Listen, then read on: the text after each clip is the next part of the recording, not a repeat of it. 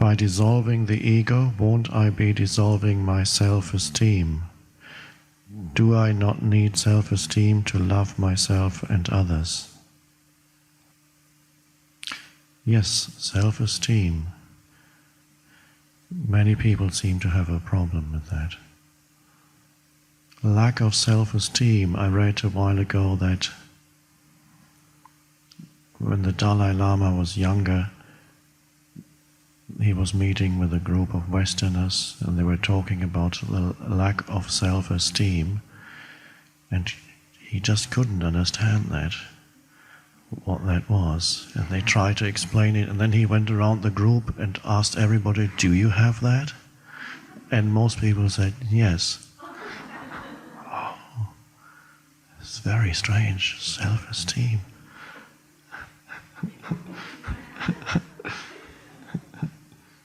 Now, the human species is the only species on the planet, of course, that has a relationship with itself, where you have a relationship with yourself. That's normal. But the cat doesn't have a relationship with itself, or the bird doesn't have a relationship with itself, or the tree doesn't. So, birds, cats, trees, monkeys, flowers, none of them have a problem with self-esteem, and even the most ugly-looking cat wouldn't have a problem with self-esteem.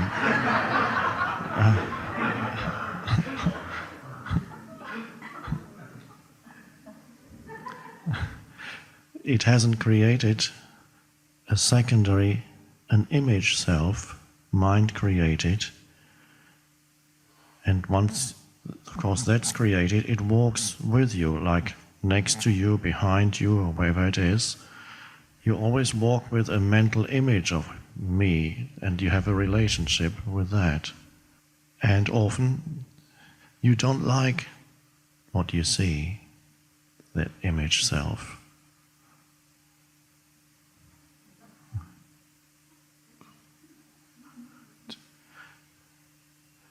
That's poor self-esteem,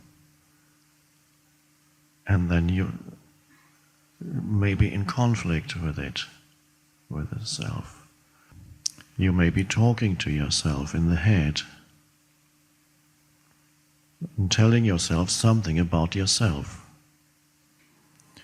Some people talk to themselves in the first person, but many more people talk to themselves in the second person as you.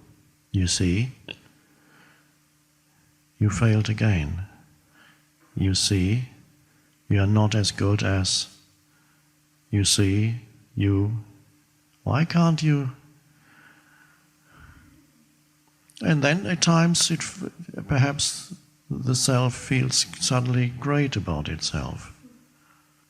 Some people predominantly have low self-esteem, in other words, feel bad about the mind-made image me, feel bad about that, and then realize that some realization comes in when they realize that it is mind-created, and they realize, and usually in the West, it's connected with New Age teachings, and they realize that they can do something about their bad self-esteem, the image. You can actually change your thinking about yourself.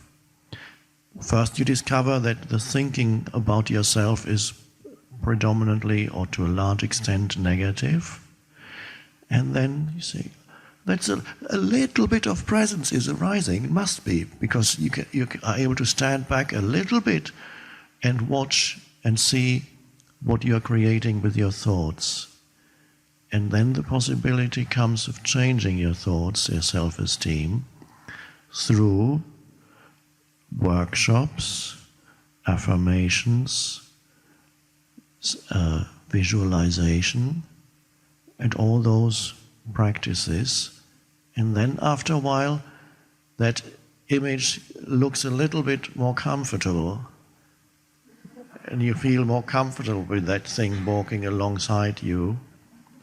But since everything in form, all mind creations, thoughts are subject to polarities, you can't walk with a high, continuously, with high self-esteem and feel great about yourself. There's always a polarity to it. And it's usually bound up with what happens or not happens in your life, what feedback you're getting from others. And it is usually comparative. The self-esteem is comparative.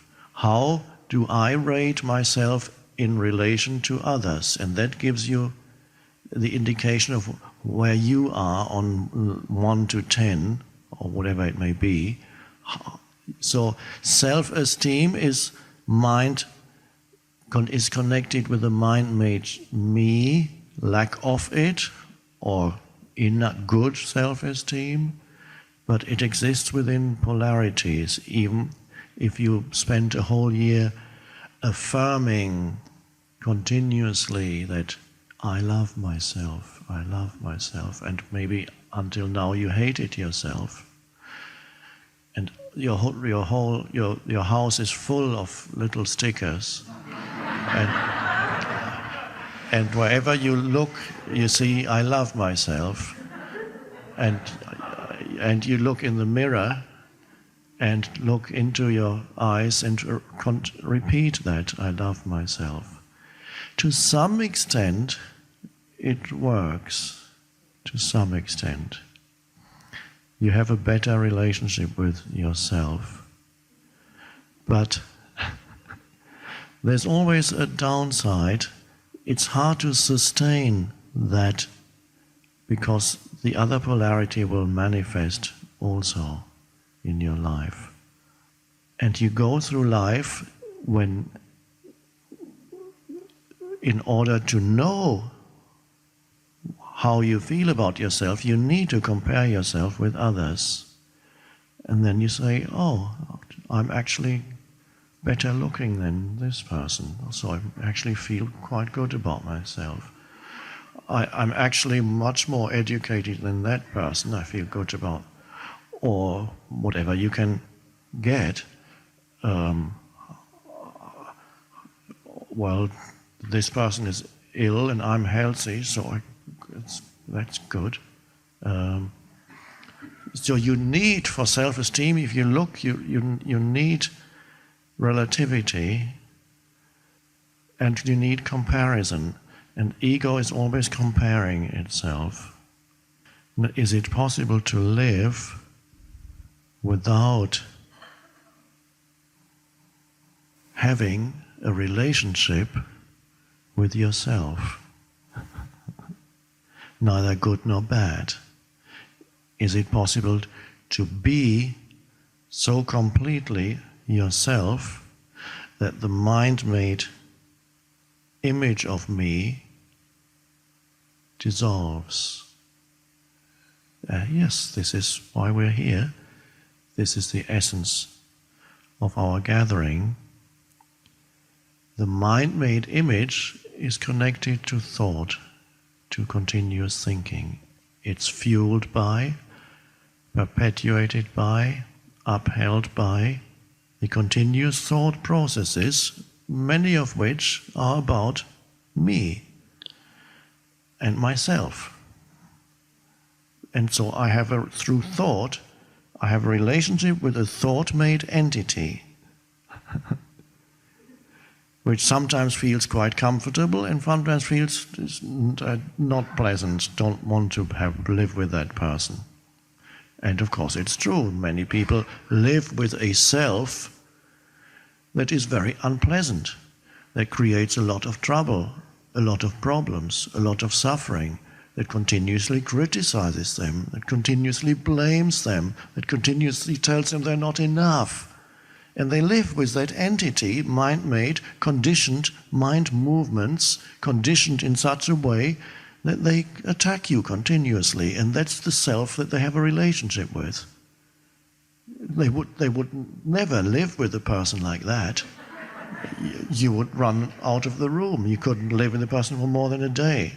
If your somebody you live with did that to you, what your self-image is doing to you through thought, you would have filed for divorce long ago. But you can't do that with that because it's the mind. It walks with you. And there you have this complaining and whining and accusing and, oh, get away.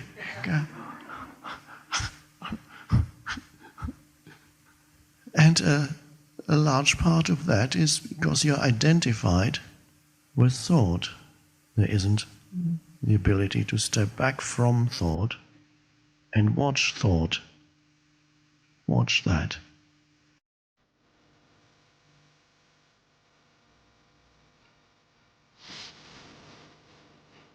This mind-made sense of self is also much more focused on the negative than the positive. To be free, you awaken to who you are beyond your history and your life situation.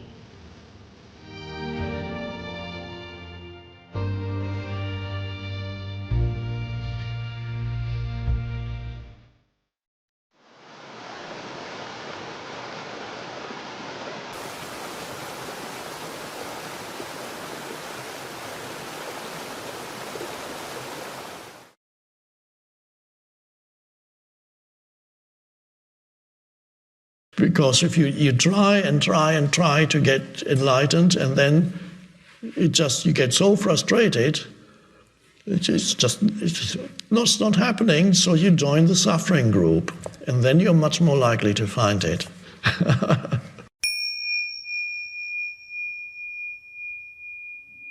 Now, here's an interesting little paragraph on the Bhagavad Gita. What kind of people become spiritual seekers? And it divides into, there are four types of persons, according to here, and this still applies very much nowadays, and this was 2,000 or 3,000 years ago. There are 4 different types of persons who seek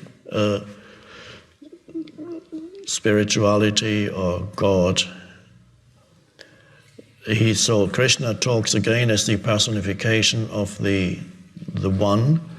4 types of people seek a connection with me. 1, the world-weary, people who worship God for the alleviation of physical or mental agony, or to be released from fears and adversity. There's many people, of course, who come to a spiritual teacher or teaching or a spiritual book, come for that reason, and it is a good reason to want to be free of suffering. And of course, the whole Buddha's teaching is about freedom from suffering, so that's one type. 2 are the seekers of happiness. They are seeking happiness through worldly things. People who pray to God to obtain wealth, family, power, prestige, and so forth. So maybe those are people also who do go into manifesting things through positive thinking and affirmations, but somehow connecting with a somewhat deeper level, yes, in a limited way still, yes. So they're seeking spirituality because they want something in this world. It still applies. Not that much has changed, apparently. And then there are the seekers of, this number 3 now, the third group, are the seekers of spiritual advancement. People whose motive for connecting with the divinity is to gain knowledge and experience to aid their self-realization. And I would add, people also who want to have the high of what they conceive of as the high that surely enlightenment must be, as I sometimes call it. They want the fireworks, they're waiting for some ultimate experience. So that's another group, many like that. And of course, I'll talk about that in a minute. Number 4, these are relatively rare according to the Bhagavad Gita, are people who want to know God, who truly want to know the Atma, the Self, who know that God alone exists and whose only impulse is for the divine and nothing else. And those are relatively rare. I just want God. So the ones whose motive for connecting with divinity is to gain knowledge and experience, to aid their self-realization. So we have wanting to be free of suffering, wanting to be happy through this, that, or the other. 3, wanting knowledge or experience or some high. And 4, the direct, wanting the one. I just want that. So it's, of course, Bhagavad Gita says, of these 4, the last is the highest because they know my truth and are devoted to me. As I'm supremely dear to them, they are very dear to me. The first 3 are attached to the worldly objects or mental states they desire. But certainly all 4 types are noble because any reason for turning Godward or inwards will in due time lead to spiritual transformation and is therefore ultimately good.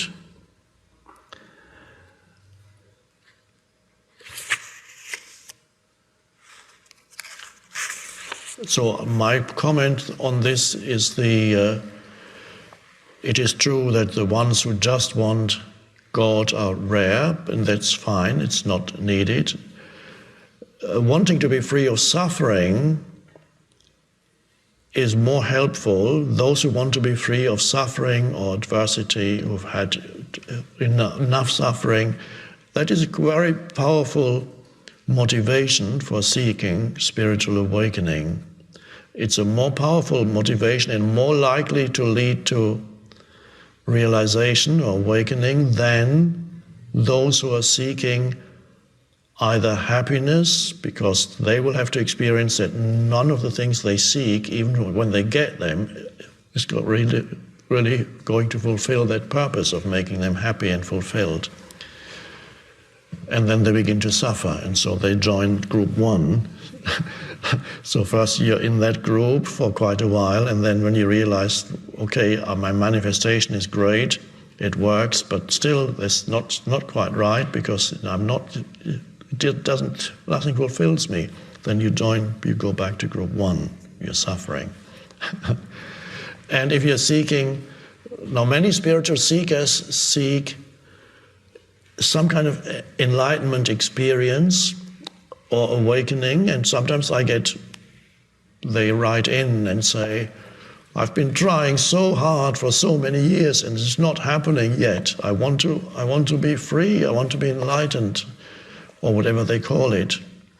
And they are expecting some kind of experience, or they believe that if they acquire enough knowledge about it, finally it's going to work. And so they become very knowledgeable. They can quote all kinds of scriptures. It's all there. And they know more and more about it, and more. And for those people, it's quite hard. In fact, unless they join another group, they're not going to make it. But they will have to join another group, which again is group number 1, suffering. Because if you try and try to get enlightened, and then you get so frustrated, it's not happening, so you join the suffering group, and then you're much more likely to find it. So I'm really very fond of group 1, suffering. As long as you're not identified with yourself as the suffering entity. When that becomes your identity, then you have another problem. But nothing that cannot be addressed and recognized in yourself.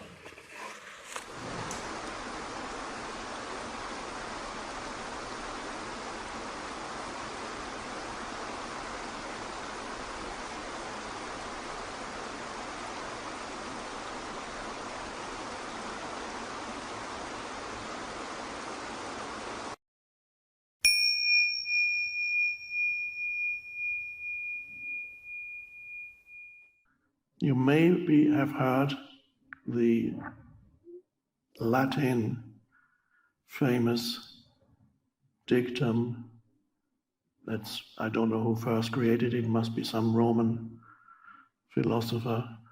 Per aspera ad astra, which translates as through adversity to the stars.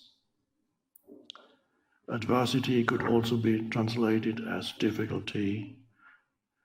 Through adversity, through difficulty, through suffering, you could say, through adversity to the stars, which means, that, of course, as obviously the wisdom embedded in this is that you only grow through adversity, through difficulties, just like the body. And you don't have to seek it out, as I said before. Some people do, and there is a tradition in many spiritual traditions, in Christianity and many other religions, probably all.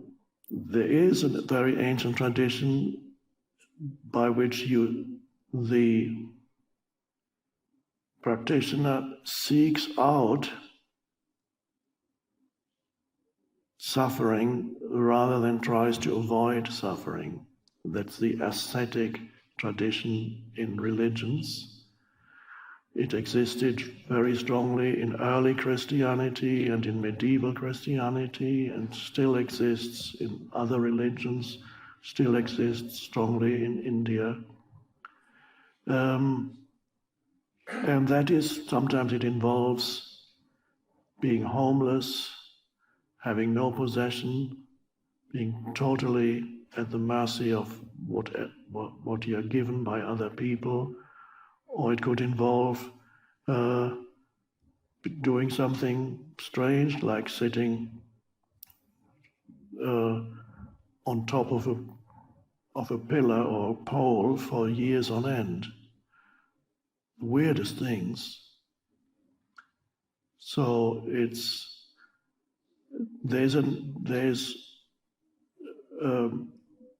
I can see why they do it, or the Western people, when they look at it, or they look back into their own past, the Middle Ages, they say, how could people be so crazy to do something like that? They starve themselves, they get close to death, they inflict suffering on their body, they shut themselves in a cell, as Christian medieval monks often did. They go to a cave.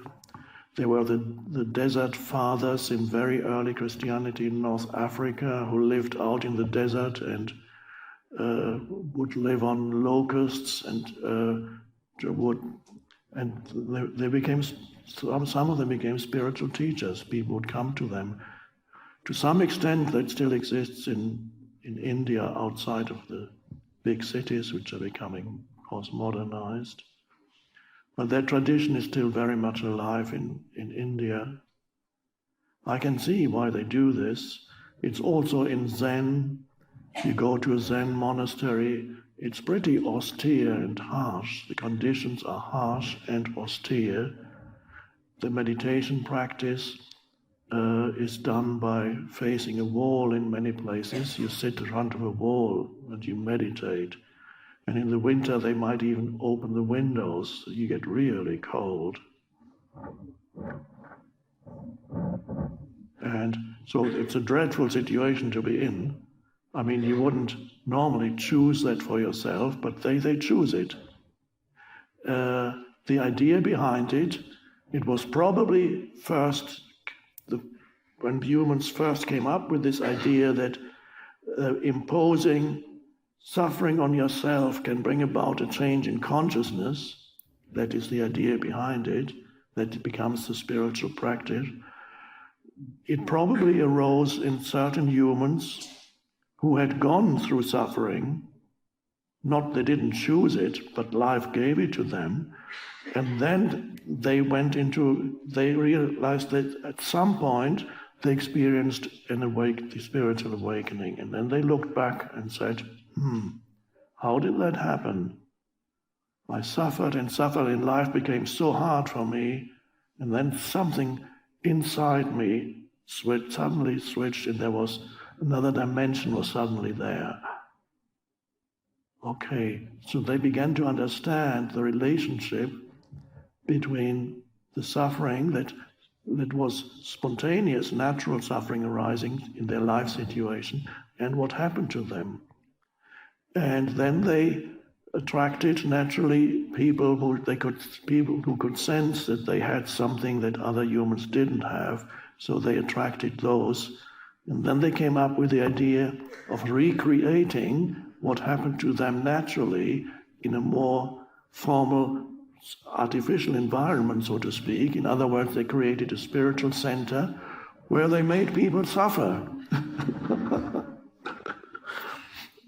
And so that became the spiritual tradition in many Christian and Hindu and the Sufis also in Islam.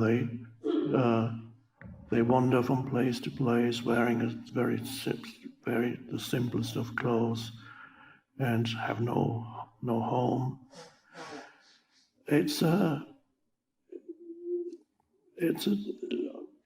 I can see why, but it's not the path I would suggest that is right for most of you, unless you absolutely feel that it's right for you.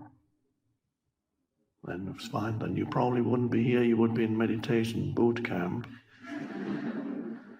or you would be in a Zen monastery.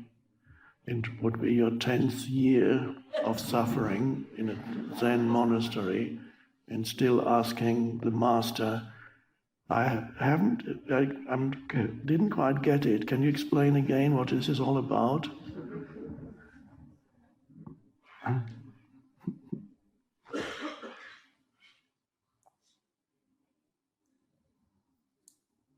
As one philosopher said, I think his name was Alan, his first name was Woody, he said, life is full of heartache, misery and suffering, and it's over all too soon.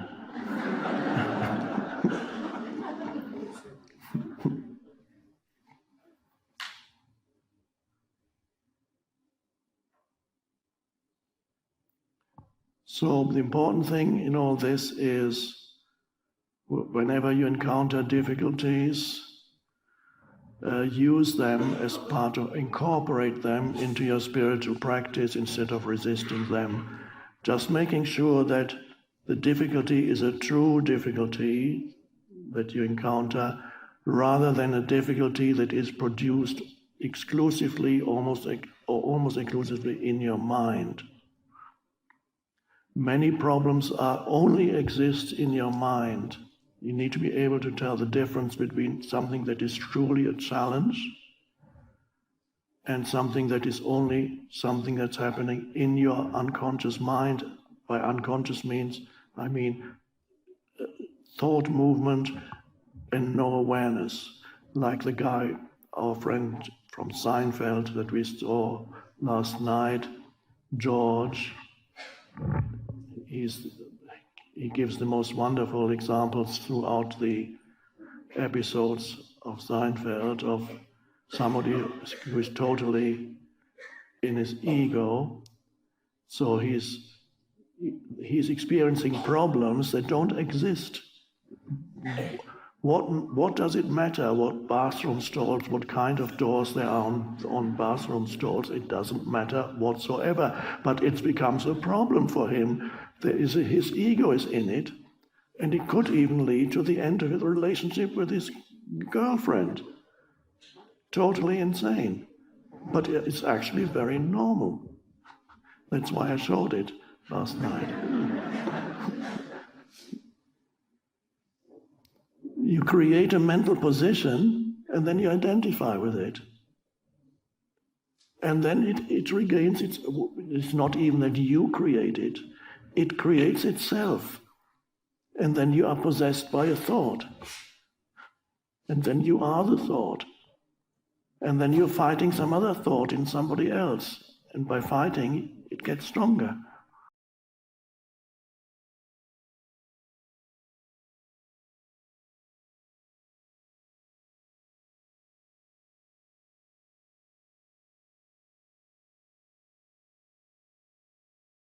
Without presence, to keep your life interesting, you need to look for something extraordinary. So that's why you're always somewhere else, because usually in the present moment, if you're not present, it's not that interesting. So for today, I have chosen a book again to talk about. And this book I've had for many years. It's been on the shelf, occasionally picked up. Somehow it's one of those books that didn't get lost during my many travels in the past 30 years. And I've always loved this little book. When you take a book that you've had for a long time, you take it off the shelf and you notice that the edges are turning yellow, it means you're getting old. And so I looked and said, I've ever had this for such a long time? Wow, it's turning yellow.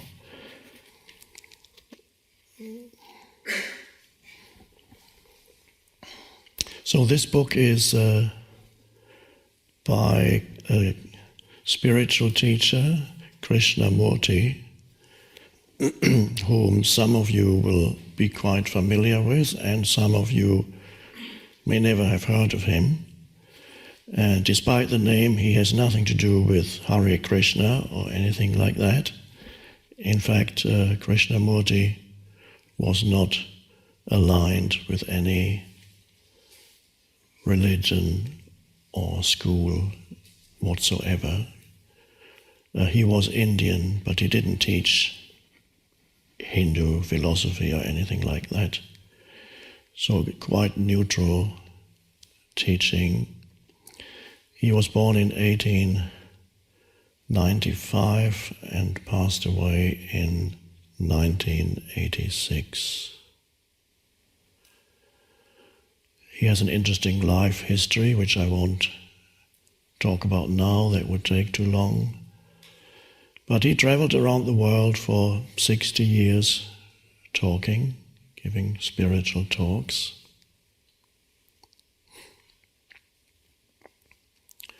He was brought up mostly in England, for early years in India, where he was born, and then in England for many years. And later on, his home base was Ojai in California. There are many books by Krishnamurti. Most of the books were not written by him. They are skillfully edited transcripts of his talks. There are only about 2 books that were written by him, and one of those books is the book we're just going to look at today. It's called Krishnamurti's Notebook. And in 1961-62, the impulse came to him to get a notebook and write every day, make a few small short entries into his notebook every day. And he did that for a year and a half or so, and then suddenly stopped, and that was it. And the entries, I'm going to read a few to you today and comment on each one. They are all about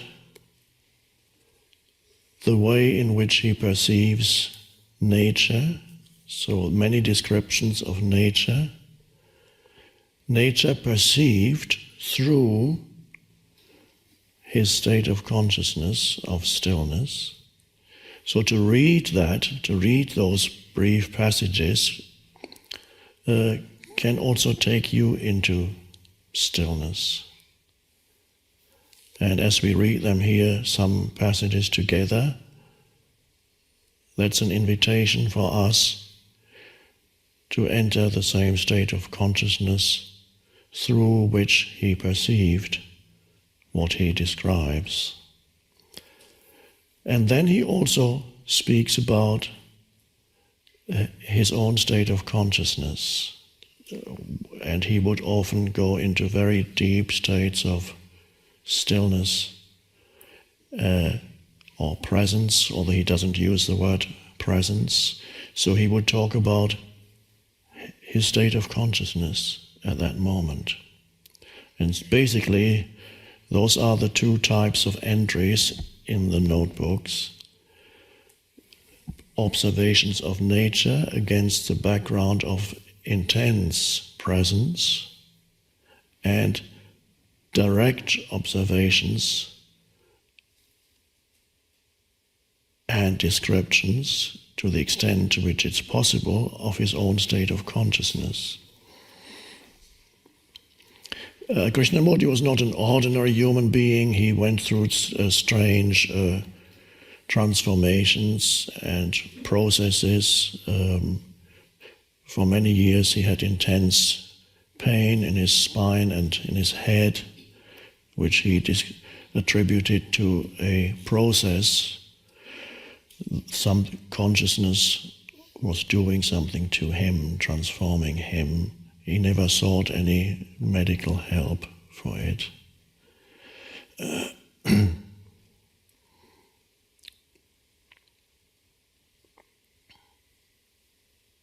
So as we look at some of these passages, by the way, there's another book called Krishnamurti's Journal, which again he did a little bit late, a few years after that. He also did this again. They're both good, but I think the notebook is deeper and probably better if you want to read one of them. And this is definitely not a book for continuous reading. This is a book you can open anywhere and read a page or even half a page, and that's enough.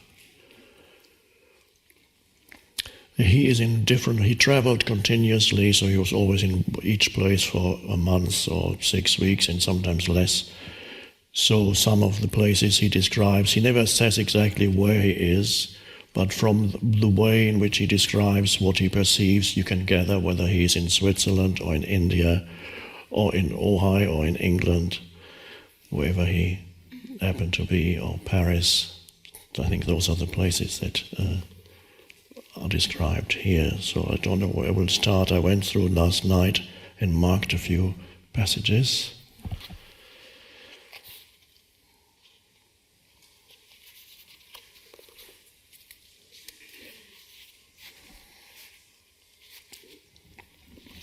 Let's start with something very simple. Well, it's all simple, but here he is in Paris, staying somewhere in Paris, where he gave a couple of talks, and he suddenly looks on a piece of grass, a lawn, and a rose bush, somewhere in the middle of the city, in a little park. A lawn, but he was brought up in England, where traditionally it's the old-fashioned, they say that a lawn needs to be tended and cared for a long, long time. So that's the traditional British belief, and it's only after 100 years or so that the lawn really becomes perfect. So you have to cut it and roll it and look after it, and so this kind of, that's what he also talks about. So here he is somewhere in the middle of Paris, and suddenly he looks at this little piece of lawn and a rose bush. There was a beautifully kept lawn, not too large, and it was incredibly green. It was behind an iron grill, well watered, carefully looked after, rolled, and splendidly alive, sparkling in its beauty. It must have been many 100 years old. Not even a chair was on it, isolated and guarded by a high and narrow railing. At the end of the lawn was a single rose bush, with a single red rose in full bloom. It was a miracle, the soft lawn and the single rose. They were there apart from the whole world of noise, chaos and misery. Though man had put them there, they were the most beautiful things, far beyond the museums, towers, and the graceful line of bridges. They were splendid in their splendid aloofness. They were what they were, grass and flower and nothing else. There was great beauty and quietness about them, and the dignity of purity. It was a hot afternoon, with no breeze, and the smell of exhaust of so many cars was in the air. But there the grass had a smell of its own, and one could almost smell the perfume of the solitary rose.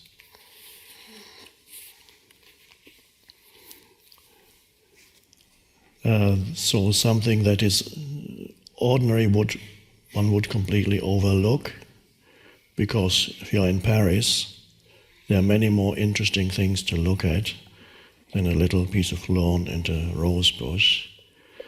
But instead of focusing and writing about the spectacular things that you would usually focus on and look at in Paris, he never describes anything spectacular of that kind. He looked at this little, seemingly insignificant lawn and the rose bush and perceived it against that his inner stillness, and saw that intense aliveness which he's attempting to put into words. And it's as presence arises, you don't necessarily look for the spectacular, you see the extraordinary in the ordinary through presence. Without presence, to keep your life interesting, you need to look for something extraordinary. So that's why you're always somewhere else, because usually in the present moment, if you're not present, it's not that interesting, unless you're having some drama. So you're looking for something bigger, something greater, some big thing to come into your life, continuously missing all the little things of which your life really consists. It's all little things. But if you continuously ignore the little things, then you ignore something very vital, the miracle of life all around you.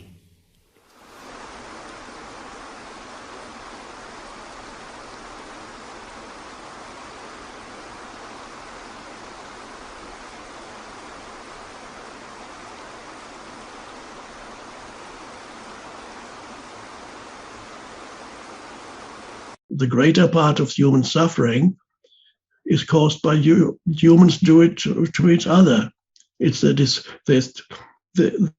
this is why it's so important, this shift in consciousness, because we would undoubtedly destroy ourselves if there is no shift in consciousness.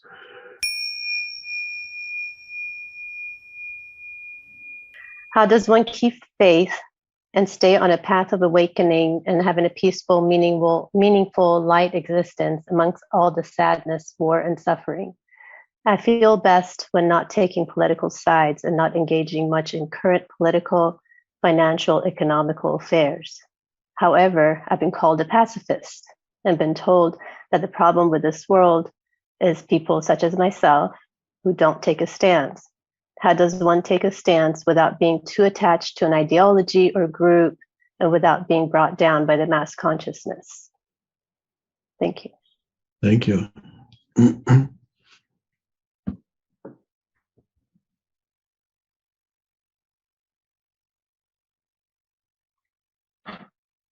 Well, what you said just the mass consciousness, that's a good term. That's certainly the case.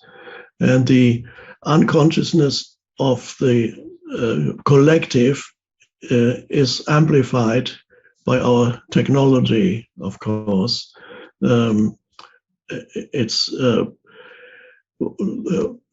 It does not mean that you cannot, the expression you used, I think you said, take a stance, which means to participate in some way in the discourse that happens in the world of the internet and all that. There's people are continuously talking to each other. And there's also the secondary thing is, of course, action. Is there any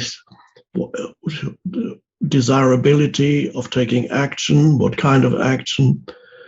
Taking a stance.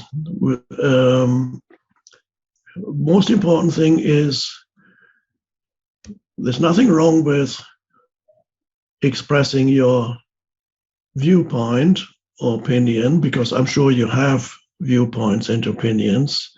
The important thing is not to confuse opinion and identity. That's when you lose yourself. When an opinion, which is your mental position, your viewpoint, your opinion, if you unconsciously you equate that with your identity, then you begin to fight against other humans who have different opinions or identities that clash with yours. So, and again, the key to becoming free of this delusion of equating opinion and identity is to have an identity that transcends, to find your true identity that transcends thought, that is beyond thought and beyond the personality. Again, that's what we started with today, and which continuously in the background of what we are talking about here, in the background, is that to be rooted in the awareness, even while you express an opinion. It might be a political opinion on the left, on the right, whatever it may be, and you express your opinion, and somebody else may attack your opinion. You'd ask yourself, what is the point? Am I making a useful contribution to the world by expressing this opinion? That's an interesting question. Is this helping anybody? Or are you just trying to convince people that you are right and they are wrong? You're probably not going to succeed in that. The other person will become more deeply entrenched in their opinions if you try to prove them wrong. Are you engaged in an egoic endeavor, which is simply make others wrong and make yourself right? And the world of the internet is full of people who are engaged in that practice of making themselves right and others wrong. And by doing that, the ego feels an enhanced sense of identity. In other words, you become more deluded, ever more deluded of who you are. Is there any point in participating in some discussions? There may be some point. Perhaps you can put forward information that people did not have. Perhaps you have it, and you can show, instead of engaging in some kind of fight, which is always egoic, put forward some information and see that's how it is, that those are the facts. And even then, people may dislike your facts and not want to see them. But whatever it is, you can participate in the discourse with wisdom, with awareness. so that you don't create enemies. Nobody is your enemy.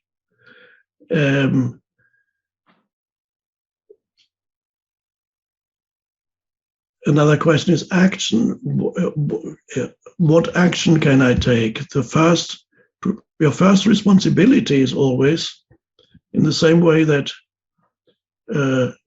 on aeroplanes, when they announce what to do when the airbag comes down from the ceiling, when the air pressure, in case, they always say, in case there's a loss of air pressure, these oxygen bags will come down from the ceiling and you're supposed to put them on your mouth.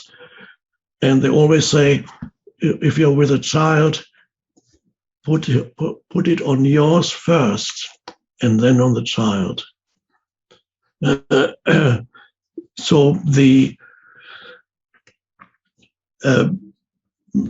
because if you put it on the child first, you may lose consciousness a second after that, and you can't help the child anymore. So your state of consciousness is the foundation for your experience of this world. Your state of consciousness is the foundation for whatever you do or say. So you give primary importance to your state of consciousness, and then, which means be aware, be present. Don't be just trapped in the conditioned mind. Be present, be aware. And once you know that your primary responsibility is your state of consciousness, because that's the foundation for everything, that affects the world in many ways. Even not only in ways that where people you come into contact with could be affected in a good way by your state of consciousness. Even people you are not in contact with can be affected by your state of consciousness, because everything is connected underneath the surface of the phenomenal world. Everything is connected, and every human is connected to every other human. Ultimately, there's a collective of humanity that is one consciousness of you. There's the consciousness of humanity, which is an aspect of the greater consciousness of the universe. So one could say there's ultimately only one human being on this earth, and this one human being, there's one human consciousness, which is only an aspect of the universal consciousness. This one human consciousness expresses itself in billions of short-lived forms. They come and go. Every human form is from a cosmic scale. Every human form appears on this planet like a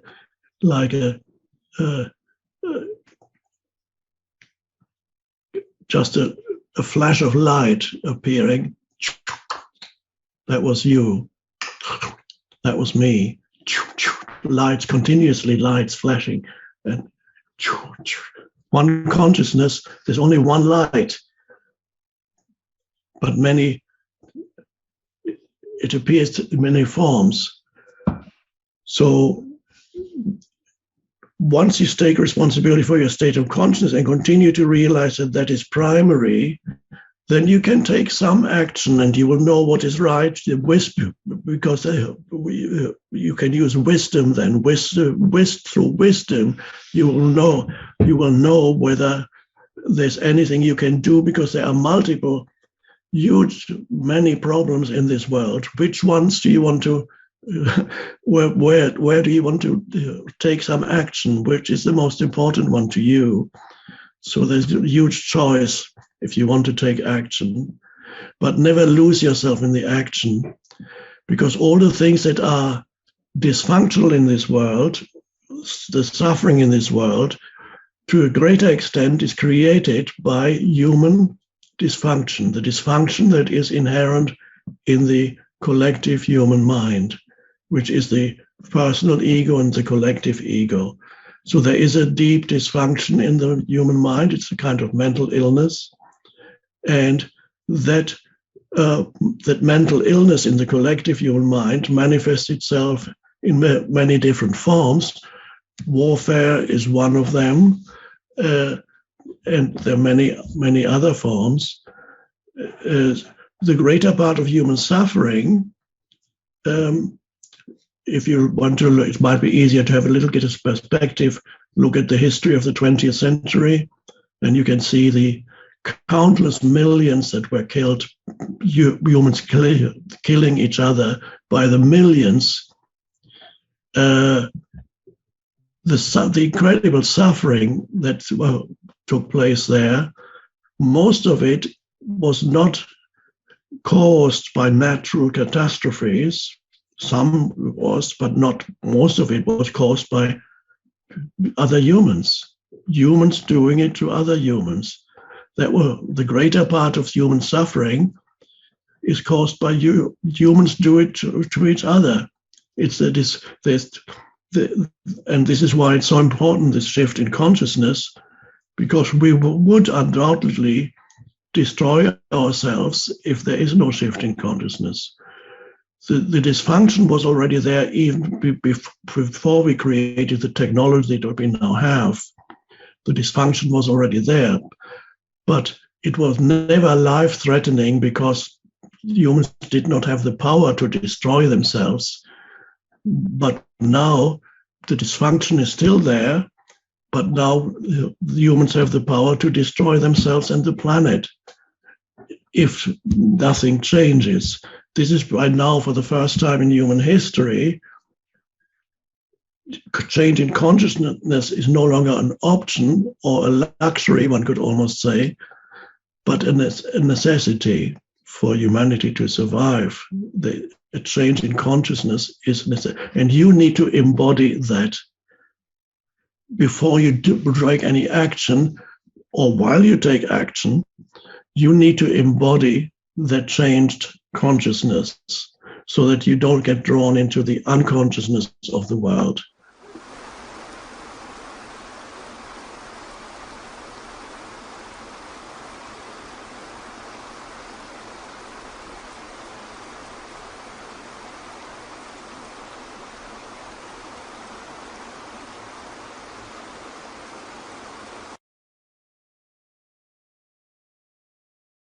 Sometimes people try to exercise willpower when they try to manifest what I really want this, whatever it is.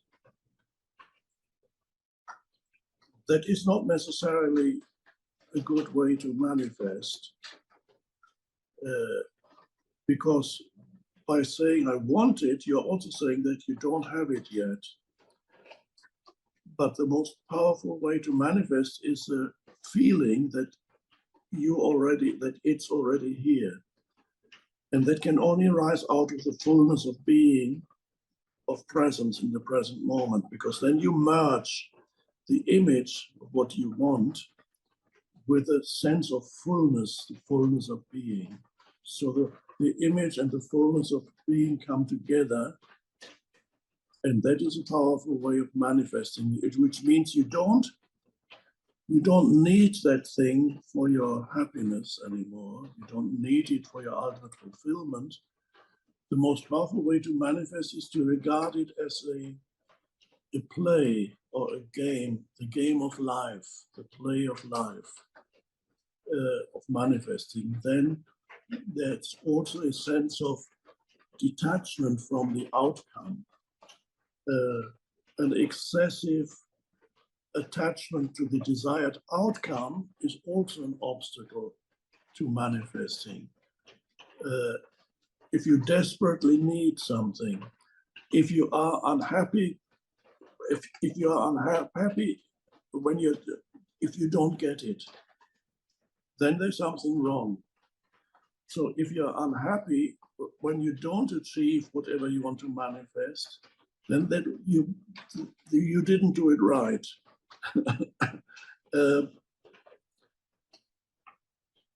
So there needs to be a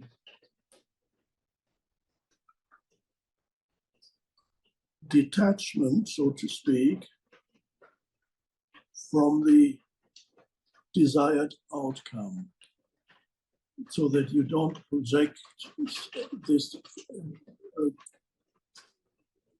whatever you want to manifest doesn't become a future projection, but whatever you want to manifest needs to be realized as already existing on some level in the unmanifested.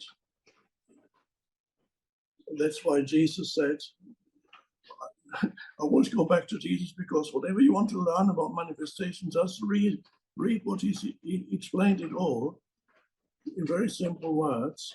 He said, whenever you pray for something, believe that you have received it and it will be yours. That's the entire secret of manifestation already there. And the importance of the words are not believe that you will receive it,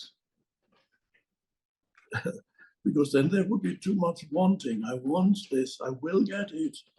No, he said, believe that you have received it and it will be yours and it will be given to you.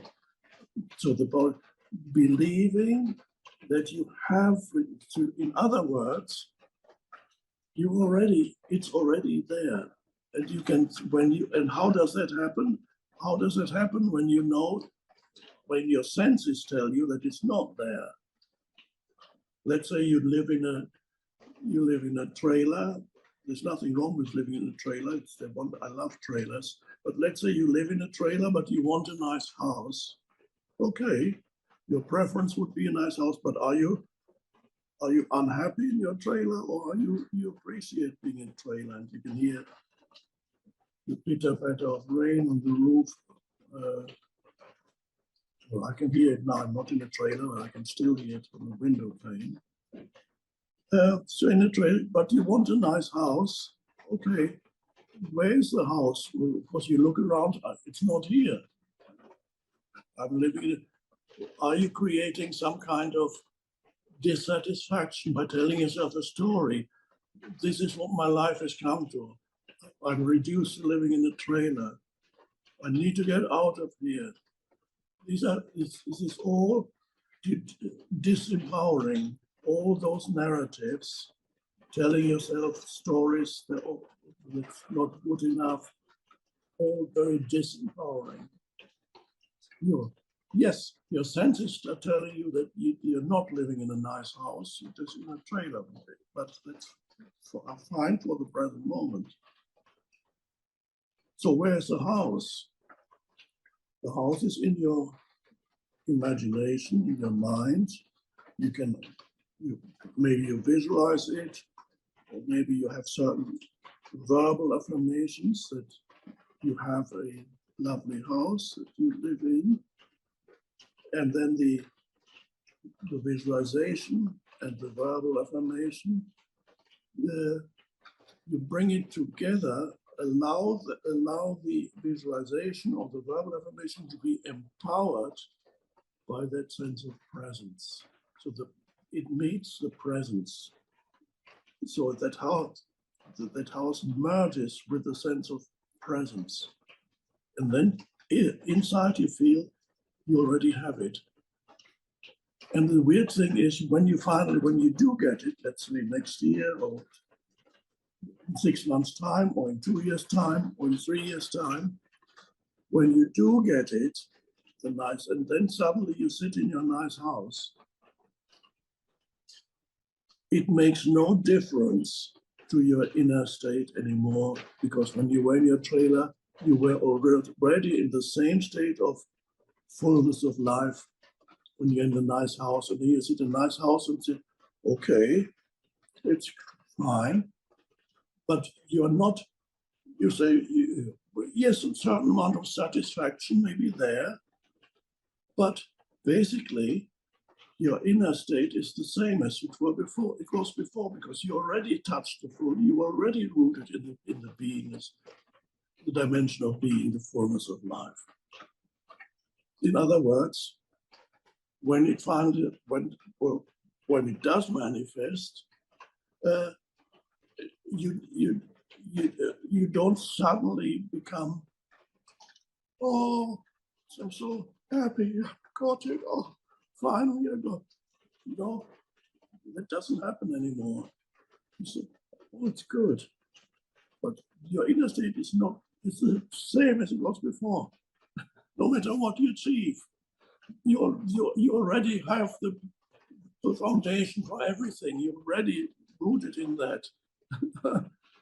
This is why Jesus got it, all these things will be added unto you. It's no more than that, an adding, or use the expression icing on the cake. And when you have an enormous sense of freedom, of liberation, because you're no longer, your inner state is no longer dependent on external conditions.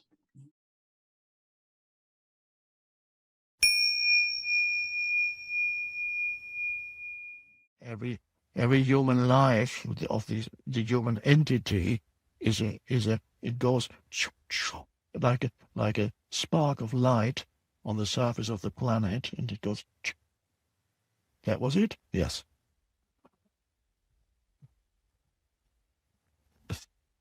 On a cosmic scale, this is how you would see a human life. But in that brief spark that arises, something is learned. Something is, the one consciousness is undergoing a process of evolution in this dimension. And with each spark, something is learned. And there is, every spark contributes to the growth of consciousness, but no spark has an autonomous existence. It is always connected to the ultimately timeless consciousness, the human consciousness, which is an aspect of the one timeless consciousness. So we are all a spark of the one human consciousness that's evolving. So we are in the middle of this little and then it's gone again, but it doesn't mean anything has been lost in consciousness. Once humanity approaches the end of its evolutionary cycle as separate entities, when it reaches the end,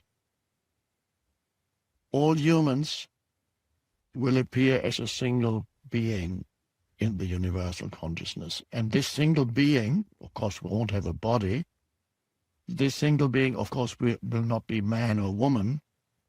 This single being, this single consciousness that has evolved then over a million years, contains the essence identity of all humans that have ever lived. It is basically you. And it will know itself as I, as you. And what its further destiny is, I cannot tell you, but it is connected to the universal consciousness and will contribute and then unite with the universal consciousness. Or before it does that, it may interact with other evolved, highly evolved beings or entities that already exist.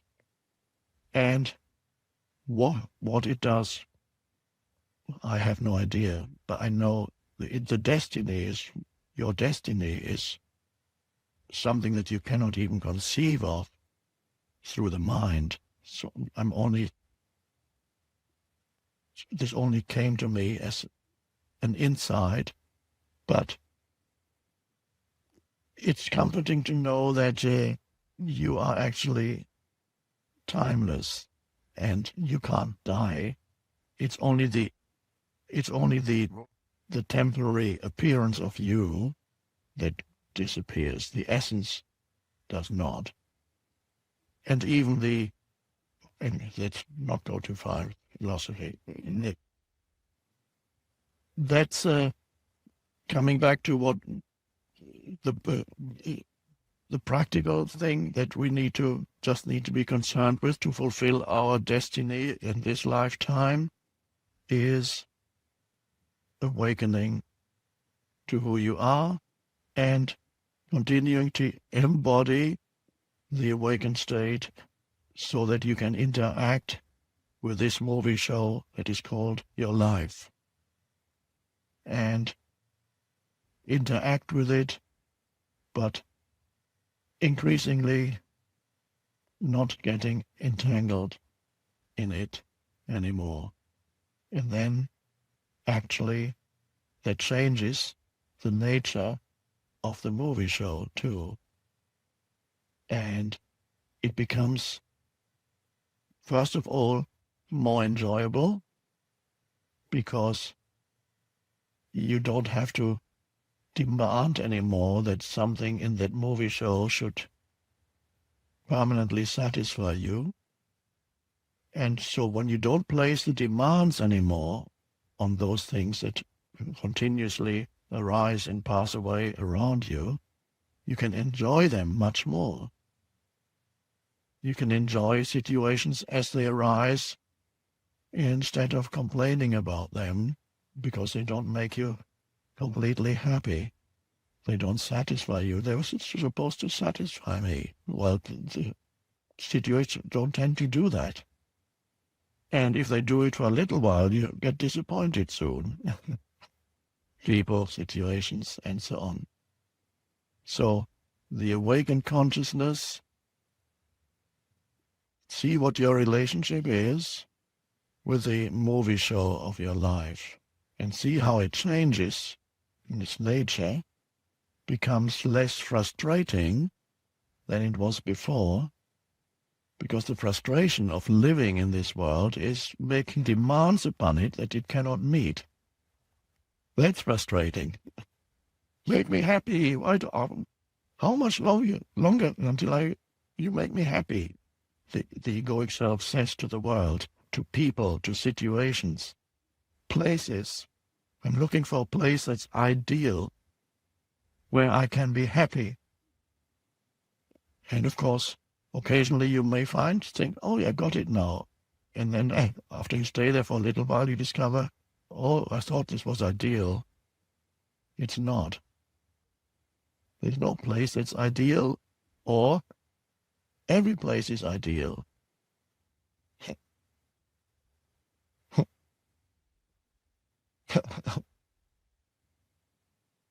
Another wonderful thing you discover as you no longer live exclusively from the level of your personality, but something else shines through the personality, the unconditioned consciousness. You have noticed it here. I mentioned it at the beginning of the retreat.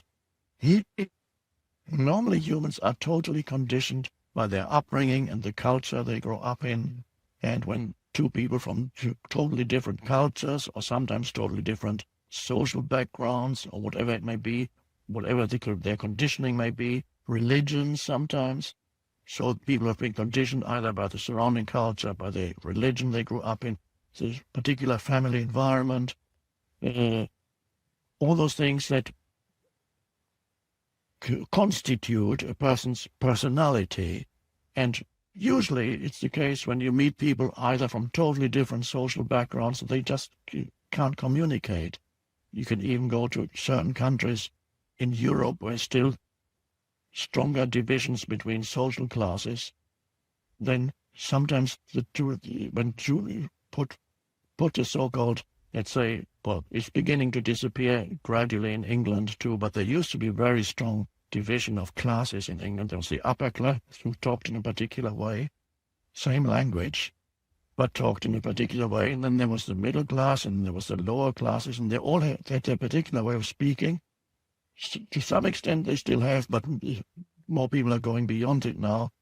And so you could tell in England when you met somebody, after they opened their mouths, you would immediately, the mind would go, okay, working class. Or they would go, oh, that's upper class, or trying to be upper class, but it's not really upper class. And nowadays in England, you get the phenomenon of people who are born into quite privileged family background, wealthy, and so traditionally called upper class. Now some of them are pretending to be working class. They put on a false working class accent because they have certain ideas about social justice and so on. But it's all a game, and it's quite division between people. And I mentioned at the beginning here, so many people from different countries have come here, And the strange thing is that you probably found, there may be some exceptions, but as a general rule, there was a connectedness that you felt that transcended any kind of conditioning, national, cultural conditioning, religious conditioning, personal conditioning. So, and I mentioned, you might remember at the beginning of the retreat, normally when two people from totally different cultures meet, it's not hard to communicate. A Chinese man meets an American person, a Russian person meets an Italian. What if this? Each person is conditioned by their own culture. But as the spiritual awakening happens, something else, the unconditioned self being emerges through the conditioning, and you can here meet people from other cultures and feel a strong sense of connectedness and not the division. To the extent that, let's say you are American, you will probably meeting you, and here you, let's say you meet a person from Russia, a person from India, a person from Egypt, you may feel a stronger connectedness with that person than with any American who is still totally conditioned by their culture, in whom this awakening has not happened yet. And that's a very interesting thing, that there's something that unites you that is far deeper than the relatively superficial conditioning of your particular culture. And that is the way forward for humanity. It's not to carry inside the divisions that arise through the conditioning by particular cultures or religions, but to transcend that so that the transcendent you emerges, and then the divisions between human beings disappear. And that is you can experience it, have been able to experience it to some extent here.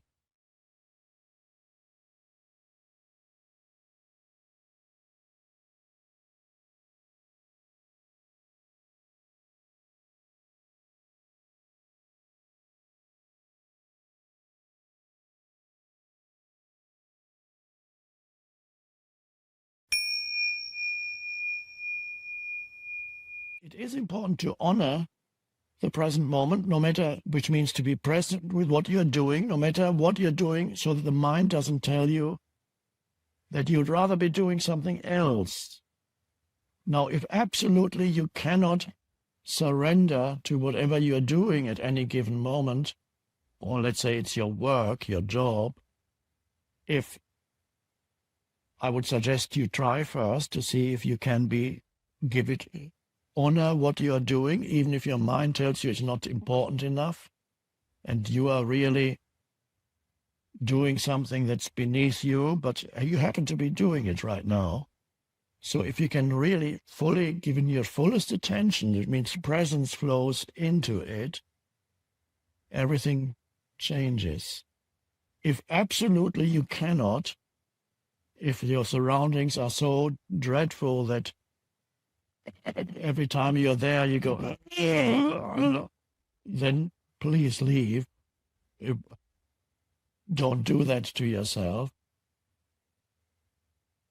But in many situations, presence can be brought in, and then you can still, yes, I don't want to be doing this for the rest of my life, of course not, but at this moment, you're doing it. And why not honor it so that a quality flows into what you do? And then much more likely things are going to change than for somebody who is internally at war with what is, who is internally arguing with the present moment and doesn't want to be there. That really means to be stuck, as shown in the movie Groundhog Day.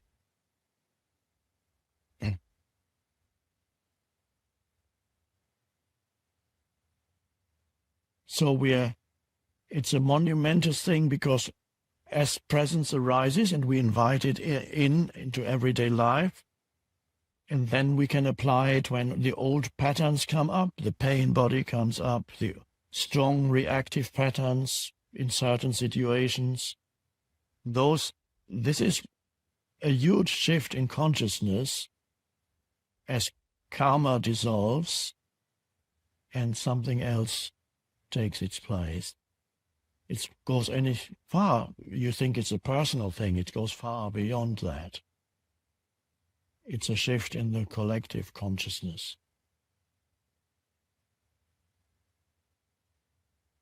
It's an adventure. It's wonderful. So use what you have. Use whatever situation you're in right now. Sometimes the mind says, I don't know what I should be doing in life. I need to figure out what I'm meant to do, what I should be doing, because the mind says, I know I shouldn't be doing this, and I need to figure out where I'm meant to be, because I know I'm not meant to be here. I should figure out who I'm meant to be, because I know I'm not meant to be this person here. Okay, that's not quite, this is somewhat dysfunctional thinking. The first realization is,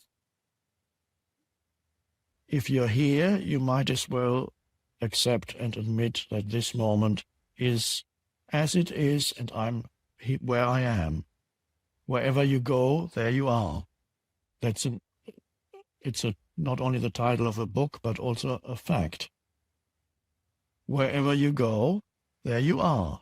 And wherever you are, it's here. And no matter what time you can even think of in your life or some future moment, it's going to be here, now, always. So to cooperate with life, to align yourself with life first, you accept that you should be where you happen to be. That's where you should be, otherwise you wouldn't be there. Oh, that means I can't complain anymore. Okay, that's true, you can't complain anymore. It does not mean that you cannot see, okay, this is fine, here I am. You can still know where you want to go, but not out of unhappiness or negativity, but you see clearly there are other possibilities. But you're not denying the present moment, and you're not resisting the present moment, because if you internally resist the present moment, the intelligence of life cannot fully express itself through you, because it needs for you to be open in the present moment to flow through you. Life wants to move through you and flow through you, but humans are closed. That's already been expressed in the Bible, that God wants, if you want to use theistic language, God wants to support you, but you're closed. So that the power can move through you, you have to be open to the present moment, which means not denying where you are right now, and even what you're doing right now. And if absolutely every fiber of your being says no to where you are, let's say you work in a slaughterhouse, and every fiber, but you have to make money to keep your family alive, but every fiber of your being says no, then you need to walk out. Those are extreme situations, but if you cannot walk out, if it's a prison, then you need to go surrender there to the present moment, and you have to go very deeply there. And people have done it, and are doing it, and they can no longer argue with the isness of this moment. So if every fiber of your being says no, if you can, you need to remove yourself. But make sure it's not a pattern that is really in you rather than the external situation. Because then you can do something else, and again, that it may well be external. But there are places where you would rather not be, or if you're involved in total insanity, a war situation, everybody's going totally insane, they're killing each other. If you can, of course, rather than saying, I need to stay here because I need to surrender to the present moment. No. If you can, walk away, remove yourself. If absolutely you cannot, then even there, it can be done, but you have to go very deep. These are some philosophers, existentialist philosophers call that limit situations. If you find yourself in a limit situation with dreadful things going on around you, and you cannot remove yourself, then you have to go very deep into surrender to the present moment. And then sometimes there miracles happen. If only even on the outer level. But the miracle then always happens on the inner level because you become internally free of the situation. And even in hell, if you went deep enough, you could be at peace. And even in heaven, if you're not ready for it, you will think it's hell. Because you carry the hell inside your mind. And when you get to heaven, you'll start complaining.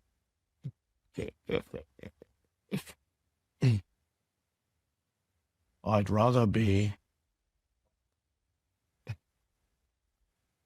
somewhere exciting.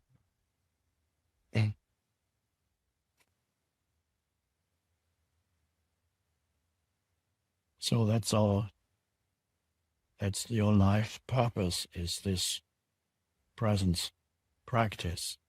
And then the rest unfolds. The outer purpose, if you either what you're doing now deepens and you do it more effectively, and love and joy flows into what you do and affects other people around you, or you are so present that it becomes incompatible with where you are, and life takes you and says, no, you're not meant to be here, and puts you somewhere else. This either because you get fired because you're too present. They can't. Some companies don't want to have presence, so you get fired, and that'll be great. Or you walk out one day, you look around, say, goodbye.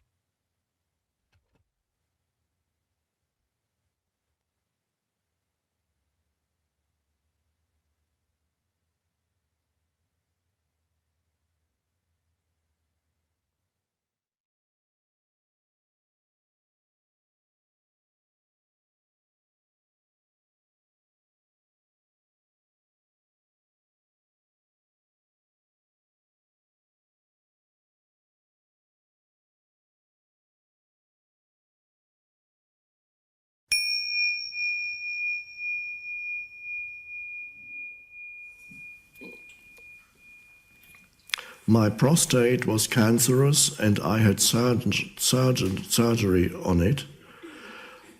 I had been cancer-free, or so I thought, but after 7 years, cancer has once again reared its ugly presence in the region. I'm having difficulty coping with this, plus type 2 diabetes.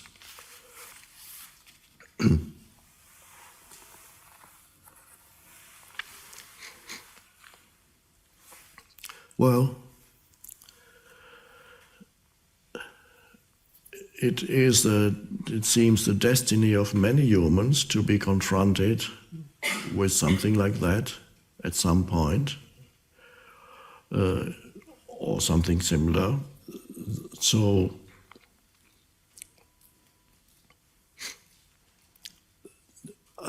I will just explain what I have addressed before a few times with regard to serious illness, and that is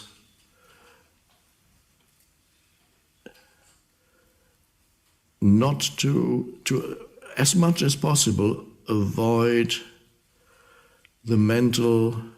I'm not saying don't recognize reality like in the previous question, but what I'm saying is avoid an excessive mental dwelling on either the condition that has a name or me as the one who suffers from that condition, so that your mind does not continuously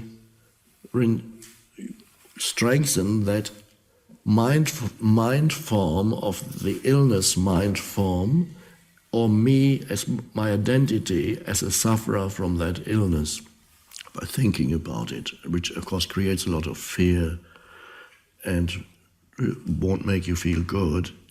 In other words, in order to become free, now it is a secondary thing what kind of treatment you go in for, whether it's conventional treatment, whether it's alternative treatment, whether it's no treatment at all that only you can know. But what is your state of consciousness? And it's a wonderful, it sounds strange for me to say that, it is a great opportunity to have an illness like that, and this has been confirmed to me by a number of people that I have known who have had similar illnesses. One or two seemed to get cured, others did not, but that was secondary. They said that it forced them into very intense presence, because they noticed when they were not present, they were very unhappy. So the illness forced them into just living more and more in the present moment. An extreme example of that was, I read last year, I read it on the BBC News, my app. There was a musician in England, popular music, I had never heard of him, but apparently he was quite well known in England, who got diagnosed with cancer. And he reports in an interview that when he left the doctor's office, he felt ecstatic. This is very rare. He felt ecstatically happy, and he couldn't quite figure out why. And now he says, I now realize all the problems that I thought I had are completely meaningless. And he lives completely in the now. And the rare thing with him was that happened immediately as he left the doctor's office. I've never heard that before, that somebody... So can you allow the illness to push you into the awakened state? Your motivation is very strong now. And it could happen to anybody who is no guarantee. I have not had a serious illness my whole life. I haven't even seen the inside of a hospital. But who can say that it's not going to happen? Everybody is one heartbeat away from death. Well, the death of the physical body. And if you don't die in an accident, if you die, you might die of old age, if you're lucky, or unlucky, depending what your old age looks like. Or as somebody once said, old age isn't so bad if you consider the alternative.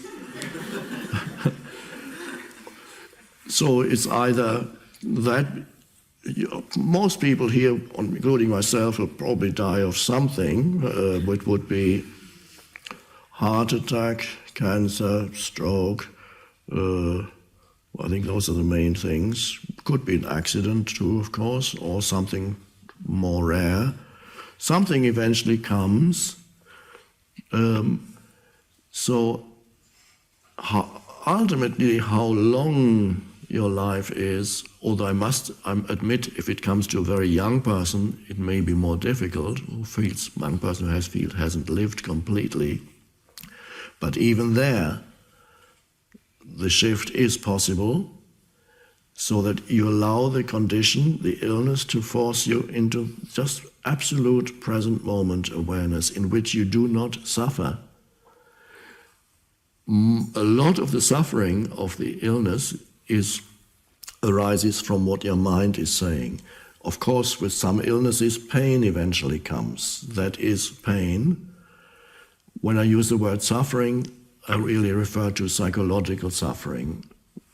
If there's pain, then perhaps something is done to alleviate the pain, and you also need to surrender.